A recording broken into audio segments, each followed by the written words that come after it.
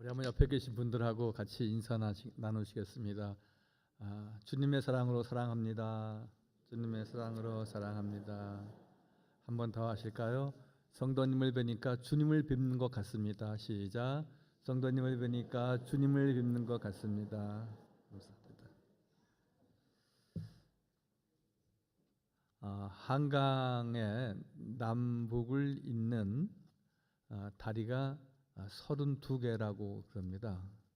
저 북쪽에 일산대교로부터 시작해서 남쪽으로 내려오면은 팔당대교까지 32개의 다리가 있습니다. 그 중에 제가 어려서부터 가장 많이 다녔던 다리가 천호대교가 만들어지기 전에 있었던 광진교라고 있습니다. 그 광진교를 지나야지 화양리, 왕십리, 서울운동장 이렇게 문안으로 들어왔던 기억이 납니다.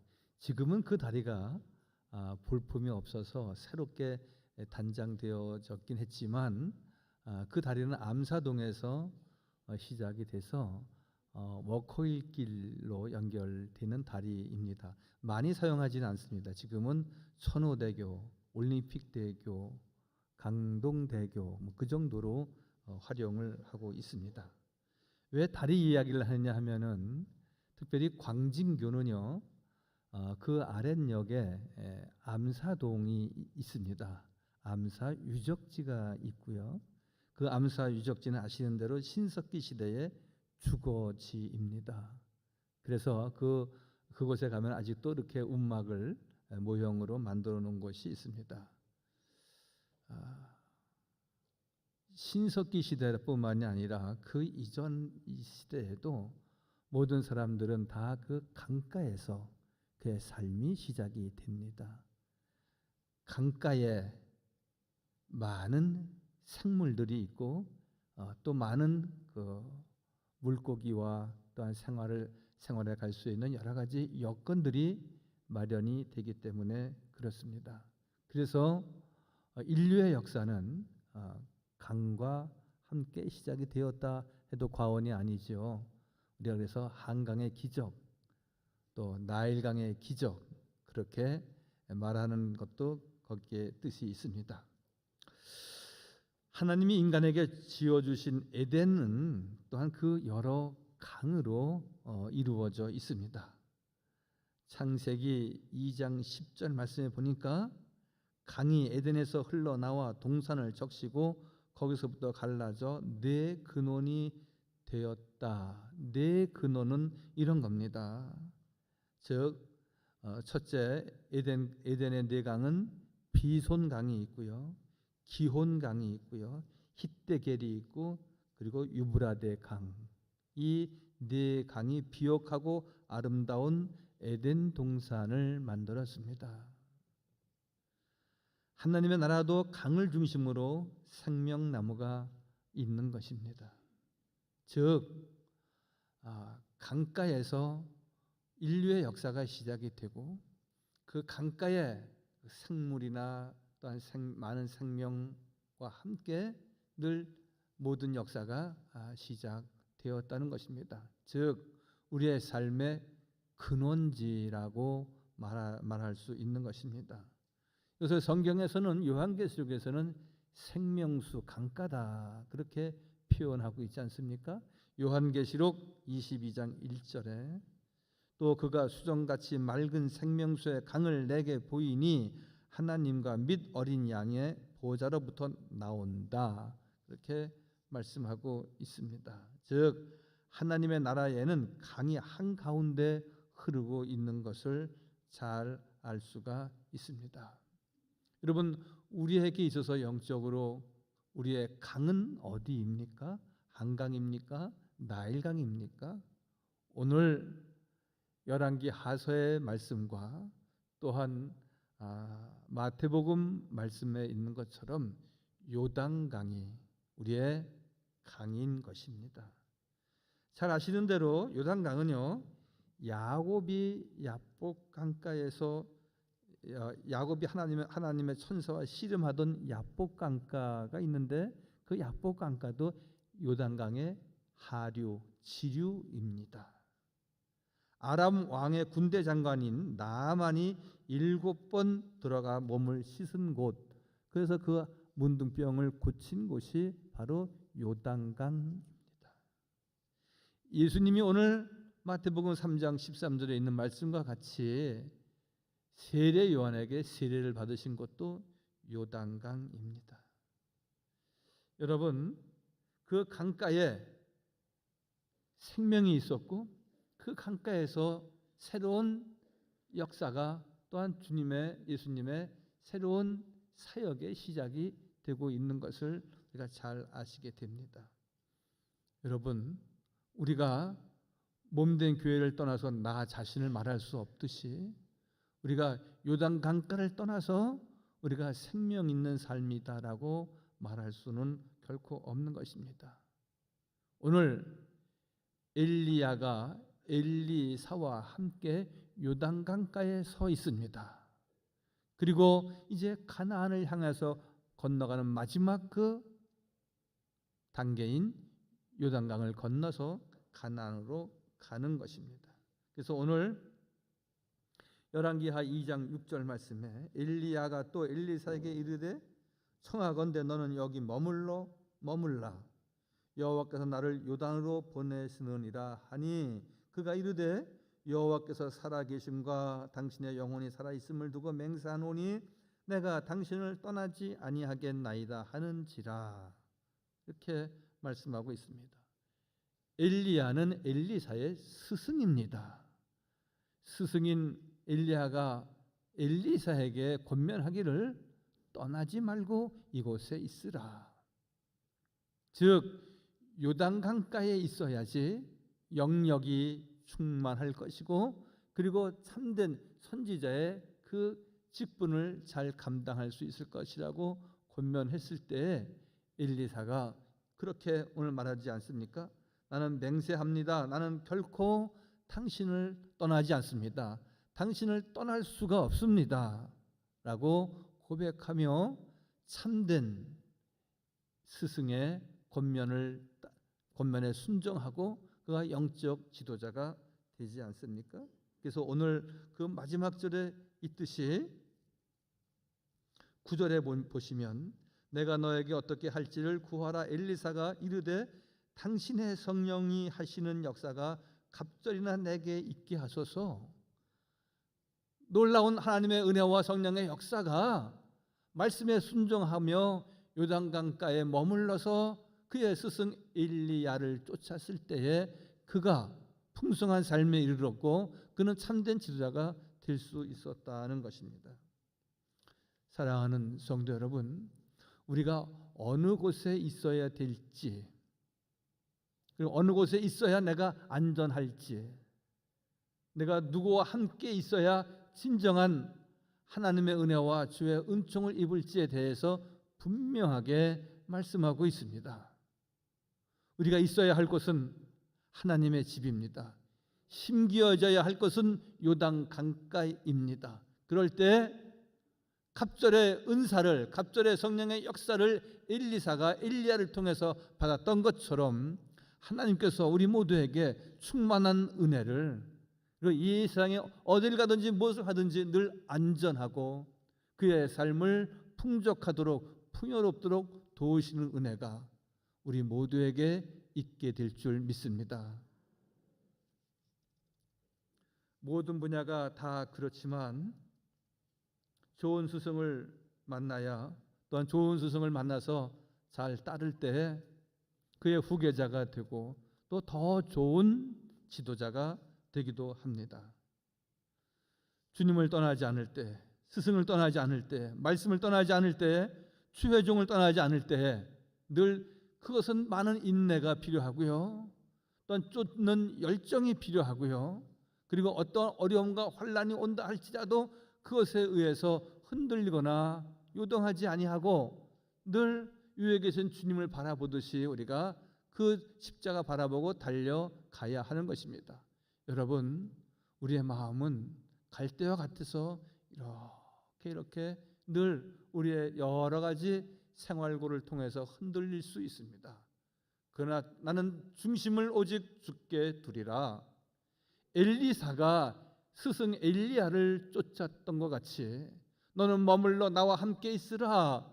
그랬을 때 엘리사가 내가 어찌 당신을 떠날 수 있습니까? 결코 맹세하노니 나는 주님을 떠나지 않듯이, 하나님을 떠나지 않듯이 나는 당신을 떠날 수 없습니다. 그 이야기는 우리가 룻기서에 나오는 나오미의 이야기를 통해서도 우리가 잘 알 수 있습니다. 나오미에게는 두 아들이 있었지 않습니까? 모압 땅에 가서 두 아들이 죽습니다. 두 며느리가 모압 여인인데 이제 너희는 너의 길로 가라. 시어머니가 권면하지만 그 중에 룻만이 이렇게 말합니다. 어머니 가시는 곳에 제가 가겠습니다.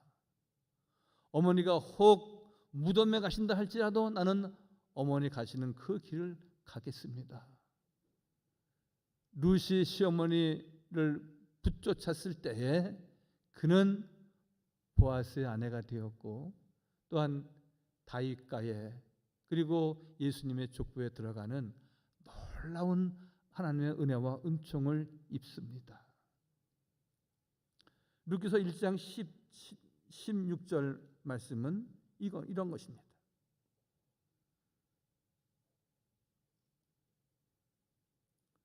오르바는 시어머니의 말을 듣고 모압에 머물렀지만 룻은 이렇게 말합니다. 어머니께서 가시는 곳에 나도 가고 어머니께서 머무시는 곳에 나도 머물겠나이다. 나의 어머니의 백성이 나의 어머니의 백성이 나의 백성이 되고 어머니의 하나님이 나의 하나님이십니다. 룻의 믿음과 룻의 신앙과 룻의 열정이 담겨져 있는 귀한 내용의 말씀입니다. 나는 길이요 진리요 생명이라 말씀하신 주님을 쫓는 믿음의 성도들은 어떠한 환경과 처지가 된다 할지라도 늘 주님만을 의지하고 룻이 시어머니를 붙잡듯이 엘리사가 엘리야를 쫓으며 결코 내가 당신을 떠나지 아니하겠나이다 그랬을 때 그는 요단강에서 그 영역을 7배나 받고 갑절의 은총을 입었듯이 우리 모든 성도들은 성전에 잘 심기어져야 됩니다. 나는 하나님밖에는 모릅니다. 나는 교회밖에는 모릅니다. 나는 예배가 내 인생에 있어서 가장 중요한 예배하는 시간이 나에게 가장 중요한 시간입니다. 언젠가도 말씀을 드렸지만 안경점을 하는 어떤 안경점 주인이 자기 안경점 광고를 냈는데 그 광고 카피가 그 지역에서 최고의 광고상을 대상을 받았다는 겁니다. 다른 내용이 아닙니다. 한 글귀를 썼는데 나는 안경밖에는 모릅니다. 그 광고가 많은 사람들에게 감동을 줬다는 겁니다. 전문가라는 겁니다. 평생 외길만 왔다는 것입니다. 그래서 다른 것은 다 모르지만 안경의 좋고 나쁨 그리고 맞춤을 했을 때 어떻게 좋은 안경을 해서 그에게 유익한 고객에 유익을 줄 수 있는지 그것만 그는 평생 연구하고 경력을 쌓았다는 것에 그 짧은 한마디가 많은 이들에게 감동이 되었다는 것입니다. 우리의 생활은 여러 다양한 삶이 우리에게 있습니다. 그렇지만 내 마음에 나는 주님밖에는 모릅니다. 나는 다른 거 다 할 줄 모릅니다. 나는 기도할 줄밖에 모릅니다. 나는 전도하는 것밖에는 할 줄 아는 게 없습니다. 나는 청소하는 것, 나는 설거지하는 것밖에 할 줄 아는 게 없습니다.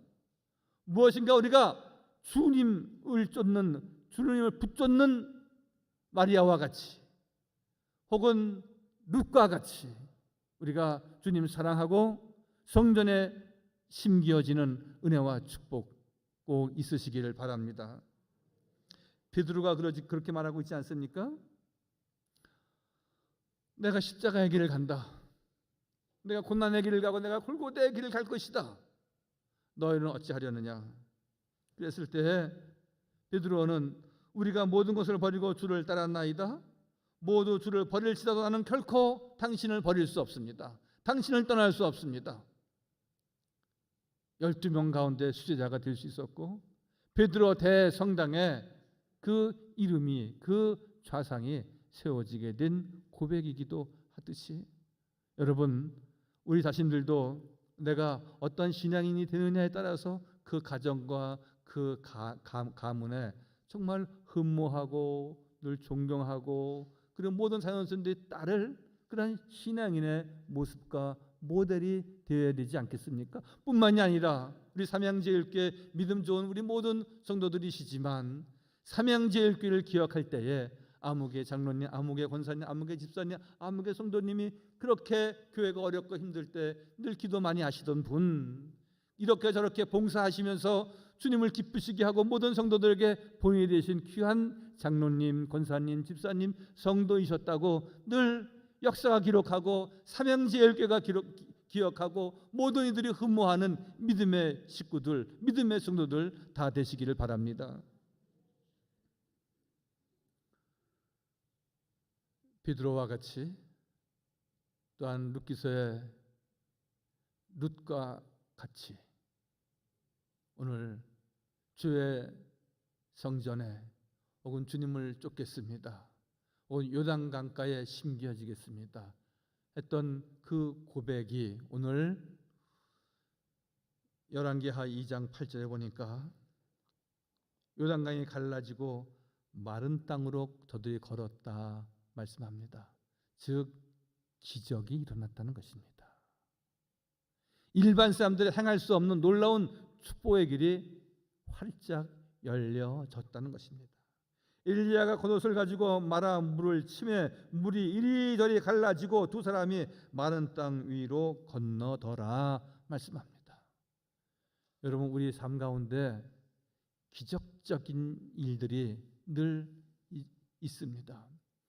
여러분, 이 전염병 시대에 또 여기저기서 일어나는 큰 지진이나 많은 재해와 재난의 시대에 우리가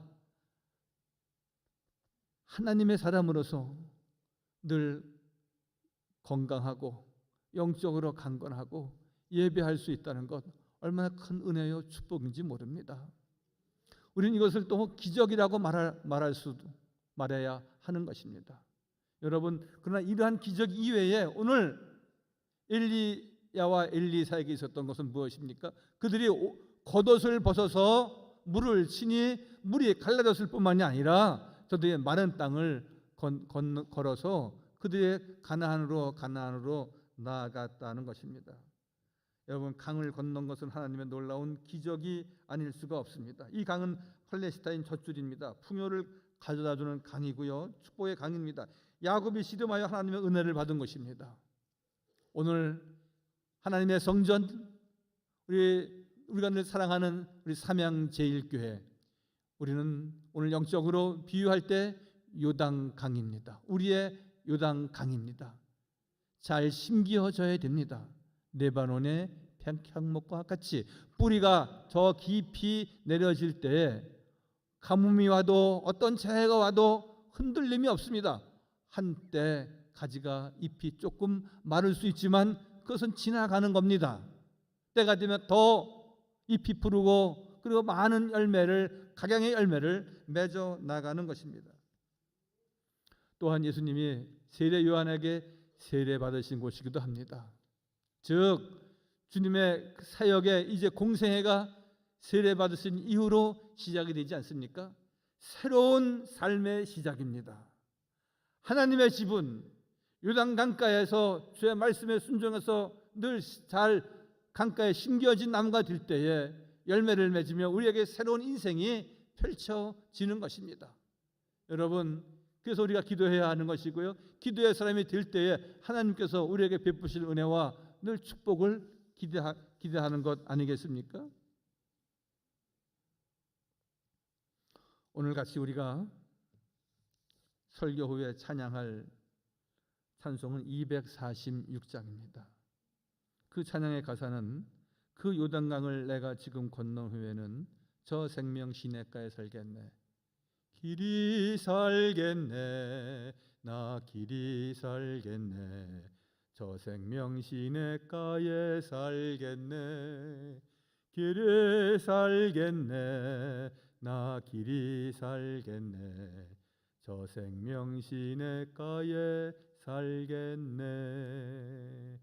엘리야와 엘리사가 요단 강가에 세워지고 그곳을 떠나지 않고 그들이 주의 말씀에 순종해서 물을 가르고 마른 땅에 놀라운 기적의 역사를 나타내 보이셨듯이 하나님께서 늘 주의 전을 사모하고 말씀을 사모하며 늘 주의 전에 잘 심겨질 때에 하나님께서는 그 요단강을 내가 지금 건넌 후에 저 생명 시냇가에 영원히 사는 영생의 삶뿐만이 아니라 우리가 지금의 삶에도 주의 풍성한 은혜를 가득히 허락하여 주실 줄 믿습니다. 여러분, 한강의 발원지는 태백시 대덕산 아래 검룡소라고 합니다. 섬진강의 발원지는 전북 진안군 백운면 대미샘이랍니다. 압록강과 두만강의 발원지는 백두산이죠. 강은 개천이나 시냇물을 다 모아서 바다로 같이 흘려 보내지 않습니까? 저는 이것이 교회의 모형이다 생각합니다. 교회는 모든 사람들 다 모아서 이런 사람 저런 사람, 약한 사람 강한 사람, 있는 사람 없는 사람, 믿음이 강한 사람 또 그렇지 않은 분들 다 모아서 교회는 다 하나님의 나라에 들어가게 하는 요단강입니다. 교회는 생명의 강이고 또한 갑절의 영감을 얻는 영적 스승이 있는 강입니다. 우리 주님이 영적 스승이십니다. 교회를 통해 사람들을 하나님의 나라로 인도해야 합니다. 교회는 세상 사람들을 천국으로 건너가게 하는 귀한 강입니다. 한강의 많은 다리는 남쪽에서 북쪽으로, 북쪽에서 남쪽으로 건너가게 하는 강가이지만 요단강만은 생명을 인도하는 또한 생명 강가이고 우리의 삶을 풍요롭게 하고 풍성케 하는 강가일 뿐만이 아니라 길이 사는 영원히 사는 하나님의 집에 심겨지는 은혜와 축복이 가득한 복된 성도 다 되시기를 주님의 이름으로 간절히 축원하여 드립니다.